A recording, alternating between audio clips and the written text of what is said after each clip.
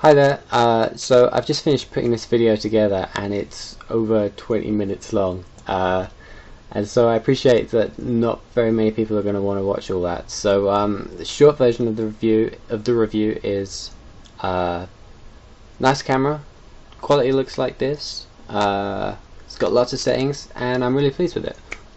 If you want to know quite a lot more and listen to me ramble for 20 minutes, then please watch on.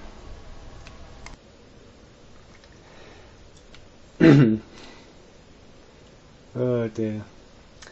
Hello YouTube. I decided to take part properly in this whole YouTube thing, and so I bought myself a new web camera, and I thought for my first video I might as well review the camera, because I haven't seen, it's kind of new, like came out last month, and didn't find any decent reviews of it on the web.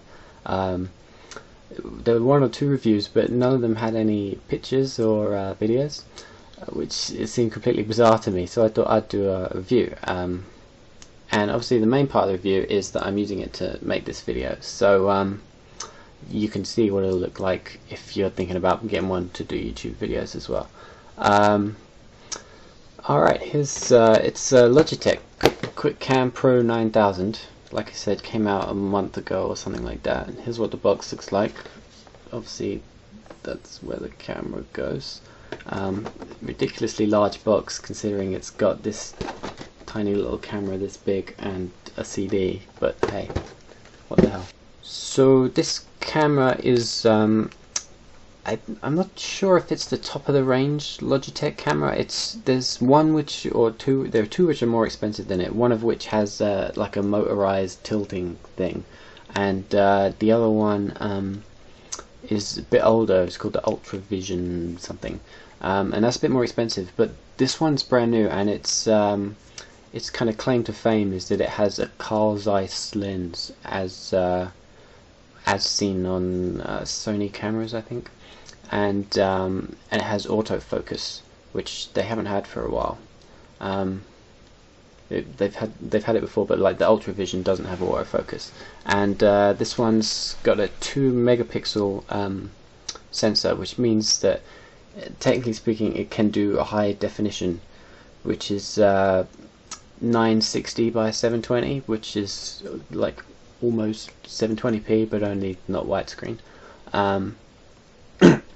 But the thing about that is that it can't do that high definition and at 30 frames a second. So when you switch it to the high definition mode, it goes down to 15 frames a second, which I don't think is a worthwhile compromise. I think I'd rather have the 30 frames a second and compromise on the resolution.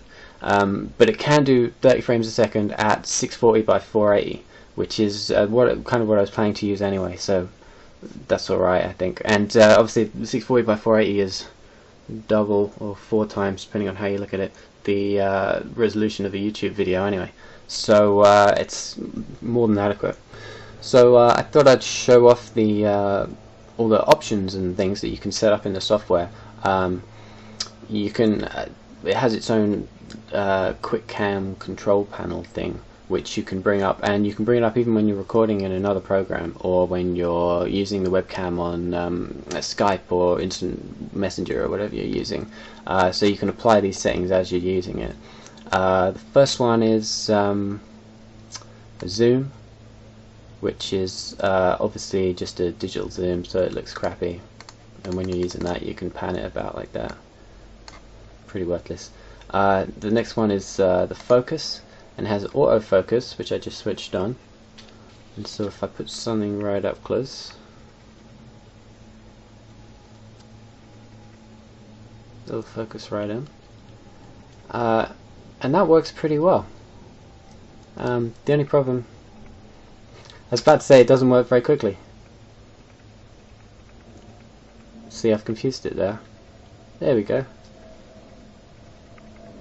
And they say it can take like up to 3 seconds to do the autofocus, but I personally I just leave it on manual just because I don't want it changing as I'm sitting here. And obviously you can twiddle it about manually as quick as you like. So the 3 seconds is just kind of how long the system takes to realize that it's out of focus, and you sort of fix it on the new focus setting. It's got face tracking, which I wonder if it'll work. Switch it on first, that's a good idea. Here we go.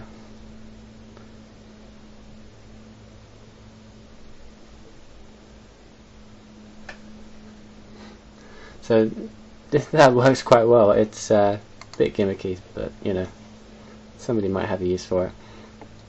Then there's controls like brightness and contrast, color intensity, aka saturation, and white balance. And I'm reluctant to play with them because I spent ages getting them set up right, but what the hell. Brightness. The contrast, I quite like the effect when you turn the contrast up. I imagine somebody more creative than me could make something really cool. And use saturation. I'm boheme. Obviously I'm not boheme. Oh yeah, white balance. It has automatic white balance, but that's what it thinks is automatic. That's what it set it to when I put it on automatic, which I think looks pretty crappy. I mean, maybe the lighting isn't particularly good for it. So hold on a sec, I'm just going to put all the settings back.